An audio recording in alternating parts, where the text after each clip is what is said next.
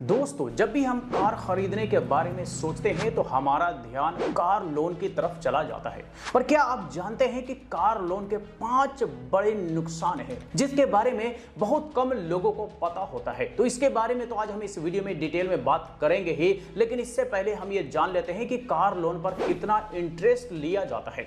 तो देखिए, इंटरेस्ट की बात करें तो कार लोन पर जो इंटरेस्ट लगता है वो 7.5% से 11% के बीच होता है। अब ये जो इंटरेस्ट है वो डिपेंड करता है अलग अलग फाइनेंशियल कंपनीज के अकॉर्डिंग। कुछ बैंक ये एनबीएफसी कंपनीज अलग अलग कार लोन पर इंटरेस्ट चार्ज करती है। तो आप कहां से कार लोन लेते हैं और कितना अमाउंट का ले रहे हैं, इस पर डिपेंड करता है कि कितना इंटरेस्ट लगेगा। अब चलिए बात करते हैं कार लोन के 5 बड़े नुकसान के बारे में। Number 1, interest burden. जी हां, जब भी आप कार लोन लेते हैं और लंबे ड्यूरेशन के लिए लेते हैं तो फिर आपका जो इंटरेस्ट का बर्डन होता है वो बढ़ जाता है, क्योंकि लंबे ड्यूरेशन का जो लोन होता है उसमें इंटरेस्ट बहुत ज्यादा होता है। और बहुत ज्यादा इंटरेस्ट होने का मतलब कि आपके ऊपर इंटरेस्ट का बर्डन ज्यादा बढ़ जाता है। और ये जो बर्डन है ये आपको ही कैरी करना होता है, क्योंकि कार लोन आपने लिया है और जितना भी इंटरेस्ट चाहे बनता हो वो इंटरेस्ट आपको पे करना ही पड़ता है। Number 2, lack of flexibility. जी हां,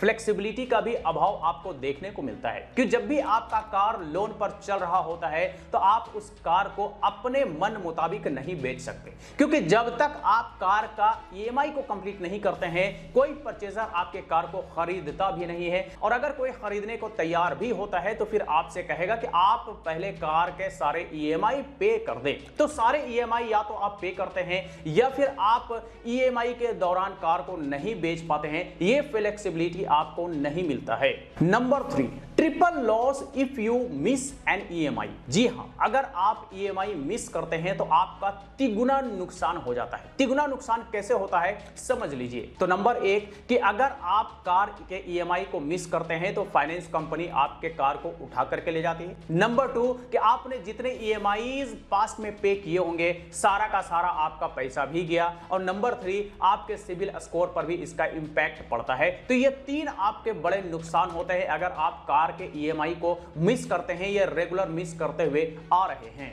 नंबर 4, लोन बर्डन। जी हां, लोन का बोझ जो है वो आपके ऊपर एक बड़ा बोझ बन जाता है। और कहीं ना कहीं अगर आपका फाइनेंशियल कंडीशन थोड़ा भी गड़बड़ाता है तो फिर आपका ये बर्डन आपको बहुत ज्यादा परेशान करता है, क्योंकि ये लोन जो होता है वो लाखों में होता है। और लाखों में लोन का मतलब कि आप हमेशा कहीं ना कहीं एक बोझ तले जी रहे होते हैं, एक बर्डन लेकर के जी रहे होते हैं। आखिरी और number 5, maintenance and insurance charges. जी हां, ये मेंटेनेंस और इंश्योरेंस चार्जेस भी ईएमआई के अलावा आपको पे करने होते हैं, वो भी टाइम टू टाइम।